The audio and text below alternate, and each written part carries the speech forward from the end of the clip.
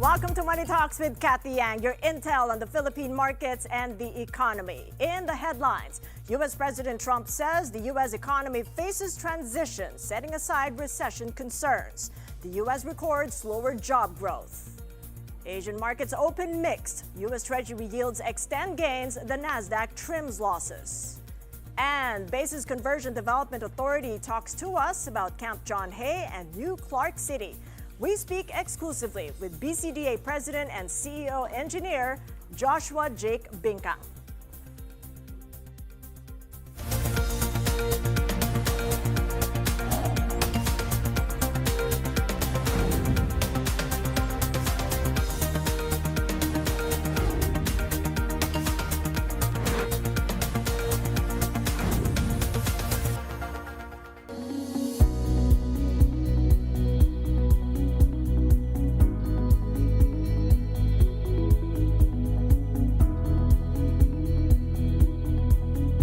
Well, it's good seeing you, Jake. Thank you so much for being here. A lot going on since the start of the year for BCDA. Let's start with the court sheriff's order, because that started up everything and the issues that have come about. Enforcing the Supreme Court ruling, officially returning Camp John Hay to BCDA from CGH DevCo. Yes.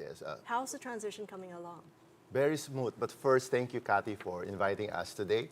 So we are so very happy to report that for the past 2 months, everything is in an upbeat and positive development in Camp John Hay. After the Supreme Court ruling last year and the smooth execution by the sheriff of the writ of execution, there was a smooth turnover of the facilities and improvements to BCDA. Finally, after more than a decade, the government has rightfully claimed these facilities, and the government can now enjoy benefits and revenues from these facilities. And it's business as usual for us. I'd like to pick up on that, business as usual, because CGH DevCo boss, John Sobrepeña, had a briefing with reporters where he had actually said that it hadn't been smooth, that the stakeholders have got to be respected with the rights that they have. And there's been a lot of tension that's come out of that between BCDA along with the Gulf members, as well as the unit owners and CGH DevCo itself. Yes. First, on the homeowners, even before our takeover, we already studied their cases. And it's good that as of today, more than 95% of these homeowners have signed contracts with us. If before they were having fears that their leases might end because their expectation is up to 2046.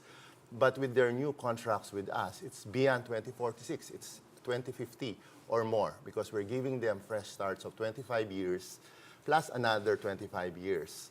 And we have more than 100 of these homeowners who have gladly signed contracts with us. And we intend to close or conclude our arrangement with all these homeowners. As for the Gulf members, many of them have also begun to enjoy playing back again in the golf course. It's being managed right now by the MVP group. The expectations is higher than what we thought, because the golf course now is better managed than before. So players can appreciate what's happening in the John Hay Golf Course, as well as the public, because we open this to the public. But why has there been a change in the terms? Because initially, when we go back to the 1996 agreement, the end lease is supposed to be 50 years. So that takes us up to 2046. True. So there's been a change in the middle of the game, sort of. Not really sort of, for those unit owners. That's why they're really up in arms, because there appears to be disrespecting of what's been agreed on as a contract back in 96. Our original contract with DevCo is only 25 years and up for renewal. So any renewal must be agreed upon. So that's another 25 years parties. under same lease terms. Yes, After the yes. 25, the So exclusive renewal option It should have ended lapses. early 2021 or 2022. But the arbitration ruling happened sometime in 2015. And so it has dragged on until the Supreme Court decided last year with clear finality that they uphold the arbitral ruling such that DevCo must return the property and all the improvements attendant to it. And in return, the government will have to pay back all the rentals. So Have you paid? Because Sobre Peña is saying that you hadn't paid the 1.4 billion pesos not yet, but we are willing to pay. We have put the money in an escrow account. It's just that we are waiting for the court, the sheriff, to finish its job in executing all this order coming from the Supreme Court. So that's 95% settled, Yes, as you yeah, said earlier. yes. So what sort of a timeline are we looking at when it comes to the court, Sheriff? I think we will be concluding earlier, before the month ends. I think for the homeowners, we will be, it's less than 20, I think, for the homeowners.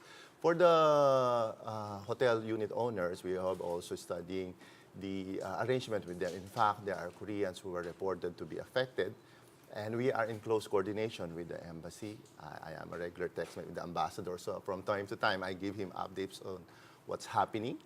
And also, we even hired an interpreter, a Korean interpreter, to make sure that their grievances are properly aired and attended by BCDA.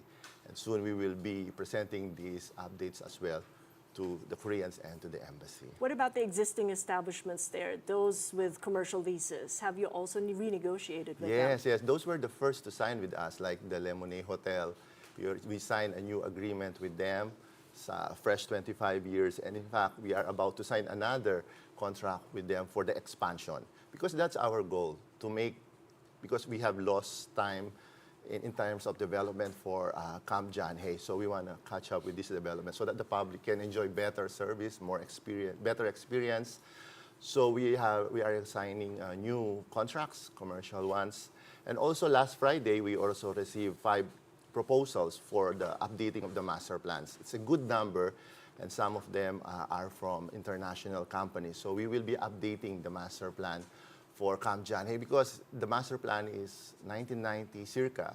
So at that time, there were no SDG or ESG or sustainability goals at that time. So we're imputing or including this kind of development in the remaster plan of John Hay to make sure the environment is protected at all times. So what sort of investors are knocking on your door then? I mean, what sort of nationalities and in which industries? Yeah. Mostly on tourism-related development. We have big developers who have visited already our site. So it just showed that they are ready to partner with the government. And some of these are the big partners that we have in Bonifacio Global City, in Clark. So they know how BCDA treats the partners. It's not that we are reneging on our contracts. It's more of a vote of confidence from these developers that they want to start right now in partnering with us in Camp John Hay. Industries, nationalities, could you give us an idea? We have locals, we have Koreans, we have even Japanese who's studying the mass transport system in Camp John Hay, because that's one issue where we want to make sure, because Camp John Hay is not just seasonal a destination right now. It's year-long, full of locals and also tourists. So we want to make sure the traffic is attended at all time. And it's a good thing that the new Secretary of Transportation, Vince Dizon, is formerly our boss, so he is in support as well with these big infrastructure projects we are doing for Camp John Hay. When you get to the meetings with these intended foreign investors, what do you tell them about the sanctity of contracts, knowing that you're facing this issue and you're trying to transition them away from the previous arrangement? What certainty do they have towards a respect of the sanctity of contracts? So we're not just going to pull the plug on them in the middle of the game. Yeah, that's true. Because that has been, for me, a different case because it has been dragged into the court.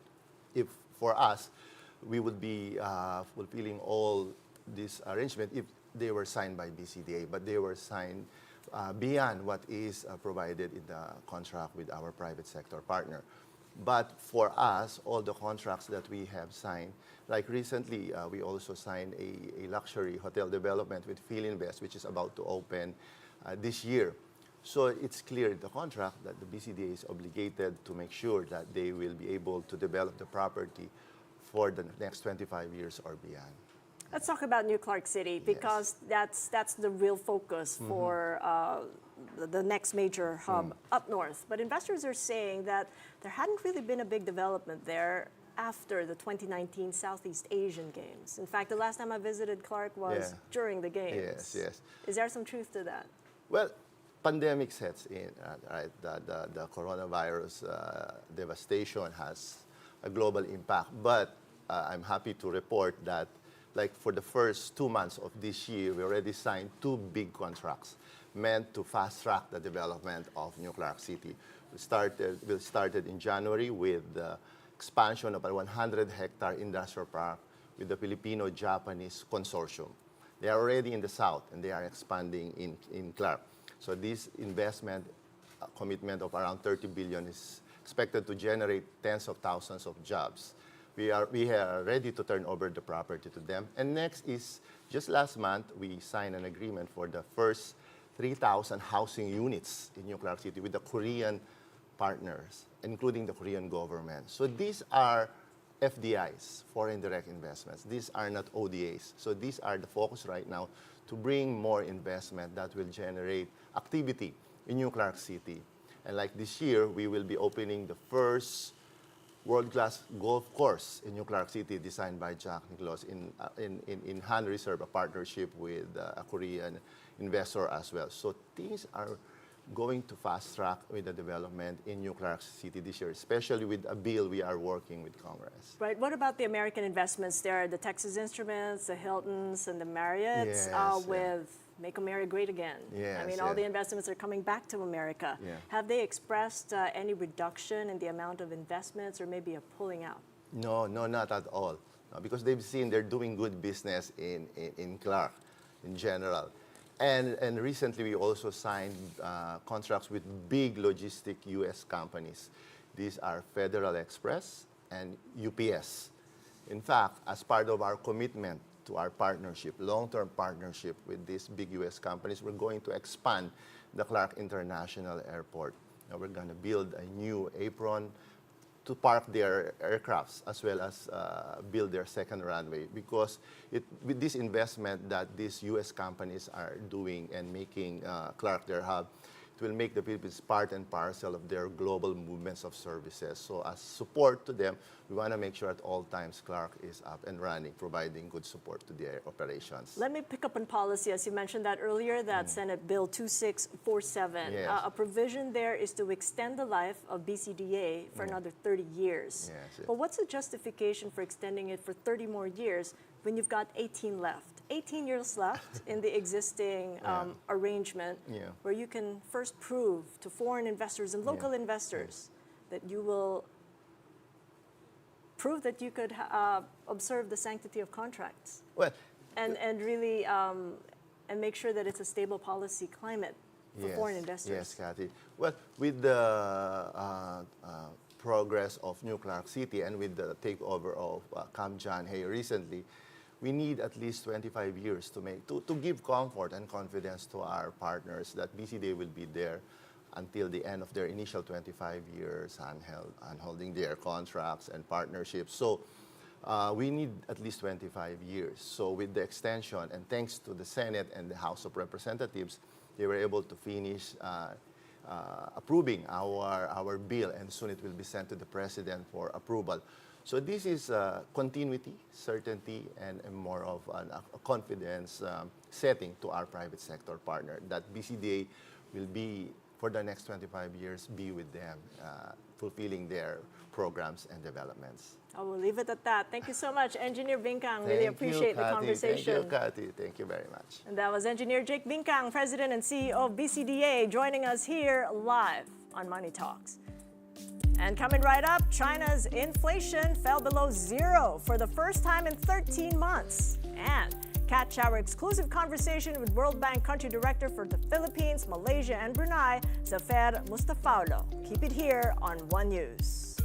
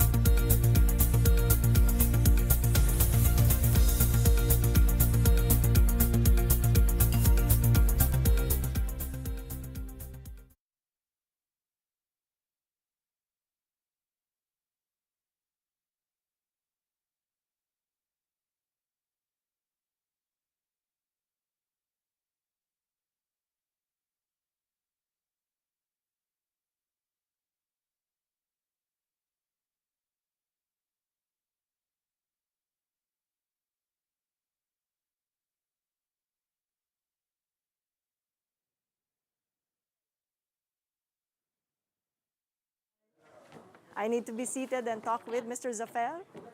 Mustafa.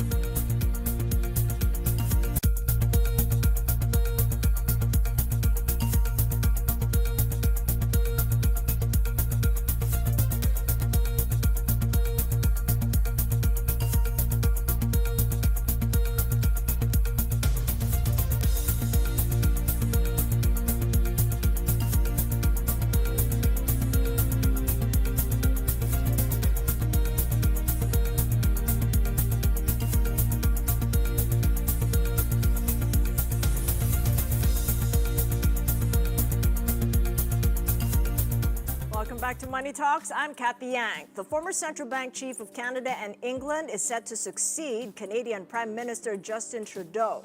The ruling Liberal Party announces that Mark Carney will be its next leader after garnering 85% of the vote. A federal election needs to take place before October, where Carney will face the Conservatives, headed by Pierre Poilievre. Carney led the Bank of Canada during the 2008 financial crisis and the Bank of England during Brexit. Party members believe Carney can take on U.S. President Trump as he imposes hefty tariffs and suggests annexing Canada to become America's 51st state. The Liberals saw a resurgence in pre-election surveys as Trump started making moves against Canada. The U.S. added 151,000 jobs in February, a figure higher than in January, but below economists' expectations of 170,000. February's job report released by the U.S. Labor Department on Friday was better than in January, when the economy added 125,000 jobs. The unemployment rate rose to 4.1% in February from 4% in January. Analysts worry Trump's policies could hurt the job market, as government layoffs, tariff uncertainties, and immigration restrictions could weigh on employment growth in the months ahead. Meantime, Trump did not rule out the possibility of recession happening this year. In an interview with Fox News on Sunday, the U.S. president said his economic policies could cause, quote, a period of transition because what we're doing is very big. Trump also said he is considering more tariffs in Canada and Mexico. But Commerce Secretary Howard Lutnick told NBC News on Sunday, Americans should not bet on a recession, as domestic products would get cheaper and interest rates would go down. China's inflation fell below zero for the first time in over a year. China's Bureau of Statistics reports the consumer price index dropped by 0.7% in February, lower than analysts expected. Experts say the early Lunar New Year may have influenced the numbers. However, weak domestic demand and falling service prices indicate deeper deflationary pressures. Its core inflation, excluding food and energy, fell by 0.1%, its first decline since 2021 and only the second time in over 15 years. Factory prices also remained in decline for the 29th straight month. Let's get a quick check on the markets in the U.S. The three major indexes have trimmed their losses Friday following a tumultuous week on Wall Street. The Dow, the S&P were up by 0.5%, and the tech-heavy Nasdaq gained by 0.7%.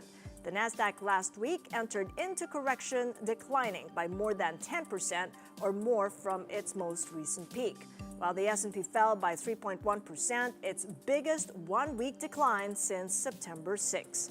As for U.S. futures, they're all pointing toward a decline when the markets open on Monday local time in the U.S. Take a look at the Dow. That is down by about 0.5%. S&P 500 down 0.6%, and the Nasdaq lower by 0.8%. Both the 2-year and the 10-year U.S. Treasury yields have risen on Friday by 2 basis points.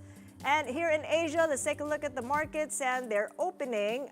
Mixed as we start a brand new week there. Take a look at the Kospi. It is down, but Australia's ASX 200 is up about 0.3% after closing at 6-month highs in its previous session.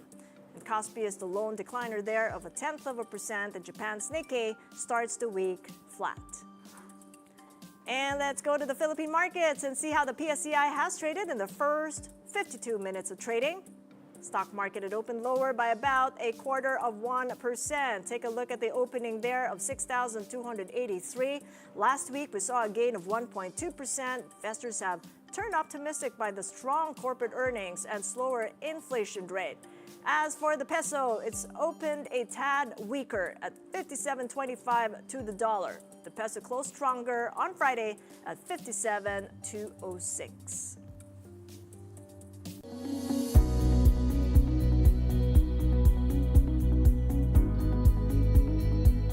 As growth fell below 6% in 2024, the World Bank expects the Philippines to become an upper middle income country by next year. With us now for more is World Bank Country Director for the Philippines, Malaysia and Brunei, Zafer Mustafaullo. Well, good to see you, Zafer. Welcome to the program. Thanks so much, Cathy. It's a pleasure to be in your program. Thank you. Well, before we get talking about upper middle income country, how are you seeing the unfolding global trade war impacting the Philippines? Philippines has been growing very well. Actually, it's one of the top performers in the region. If you look at its growth performance over the past decade, it did very well, and also it created jobs.